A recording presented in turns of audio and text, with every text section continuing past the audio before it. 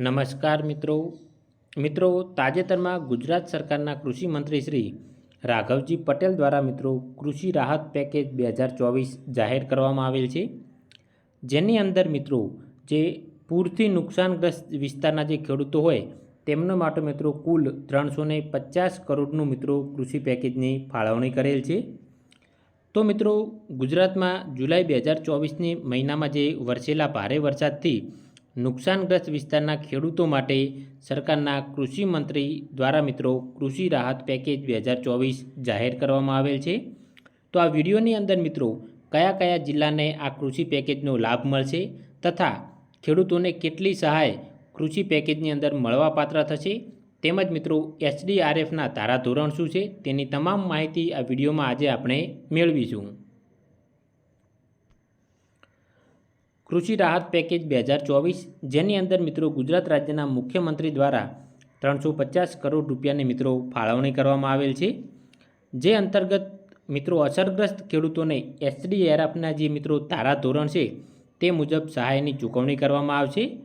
આ વખતે સહાયની અંદર એક સુધારા કરવામાં આવેલ છે, જેની અંદર નુકસાનની તીવ્રતાને ધ્યાને લઈ અને રાજ્ય ભંડોળમાંથી વધારાની ટોપઅપ સહાય પણ ચૂકવવામાં આવશે। સહાયની વાત કરીએ તો કે સરકારના એસડીઆરએફના ધારાધોરણ મુજબ કેટલી સહાય મળવાપાત્ર થાય છે તો ખરીફ પાક માટે 2024-25ના ઋતુના વાવેતર માટે જો બિનપિયત ખેતી પાક હોય અને તેની અંદર 33%થી વધુનું નુકસાન હોય તો એસડીઆરએફના નોર્મ્સ મુજબ 8,500 રૂપિયા તેમજ રાજ્ય બજેટ હેઠળ એટલે કે રાજ્ય સરકારના 2500 રૂપિયા એમ કુલ મળીને 11,000 રૂપિયાની સહાય મળવાપાત્ર થાય છે। અને આ સહાય તમને 2 હેક્ટરની અંદર મહત્તમ 2 હેક્ટરની અંદર મળવાપાત્ર થશે। મહત્તમ 2 હેક્ટરની અંદર આ સહાય તમને મળશે।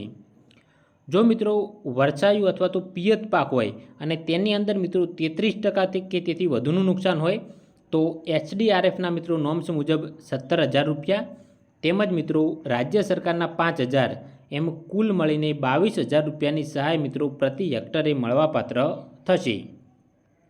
અને આ સહાય પણ તમને વધુમાં વધુ 2 હેક્ટરની મર્યાદામાં મળવાપાત્ર થશે। ત્યારબાદ બહુ વર્ષાયુ અથવા તો બાગાયતી પાક હોય તો તેની અંદર જો 33% કે તેથી વધુનું નુકસાન હોય તો જે એસડીઆરએફના નોર્મ છે તે મુજબ 22,500 રૂપિયા પ્રતિ હેક્ટર અને તે રીતે મહત્તમ 2 હેક્ટરમાં સહાય મળવાપાત્ર થશે। તો જો તમારે ખરીફ પાક હોય તો 11,000 રૂપિયા પ્રતિ હેક્ટર અને વધુમાં વધુ 2 હેક્ટરની અંદર, જો વર્ષાયુ પાક હોય તો તમને 22,000 રૂપિયા પ્રતિ હેક્ટર અને વધુમાં વધુ 2 હેક્ટરની અંદર મળવાપાત્ર થશે। જ્યારે બહુ વર્ષાયુ બાગાયતી પાક હોય તો તેના માટે પ્રતિ હેક્ટર તમને 22,500 રૂપિયાની સબસિડી મળવાપાત્ર થશે। હવે કયા કયા ખેડૂતોને સહાય મળશે તો વિગતવાર માહિતી હવે સરકાર દ્વારા બહાર પાડવામાં આવશે। જુલાઈ માસની અંદર જૂનાગઢ, દેવભૂમિ દ્વારકા, પોરબંદર, રાજકોટ, આણંદ, ભરૂચ, સુરત, નવસારી અને તાપી જિલ્લામાં એમ કુલ લગભગ 45 તાલુકાની અંદર 9 જિલ્લાના લગભગ 45 તાલુકાની અંદર મોટા પાયે નુકસાન થવા પામેલ છે।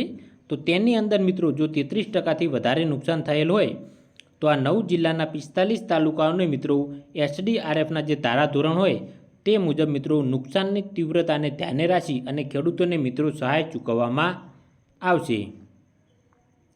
ચીકુ અને આંબા જેવા બાગાયતી પાકોના ઝાડ પડી ગયા હતા તો કૃષિમંત્રી રાઘવજી પટેલે વધુમાં જણાવ્યું હતું કે નવસારી જિલ્લાની અંદર જે 2 જુલાઈ 2024ના રોજ વરસાદ પડ્યો તેના કારણે ચીકુ અને જે આંબાના બાગાયતી પાકના જે ઝાડ છે તેમાં પણ વ્યાપક પ્રમાણે નુકસાન થયેલ છે, તો તેના માટે પણ સહાય ચૂકવવામાં આવશે।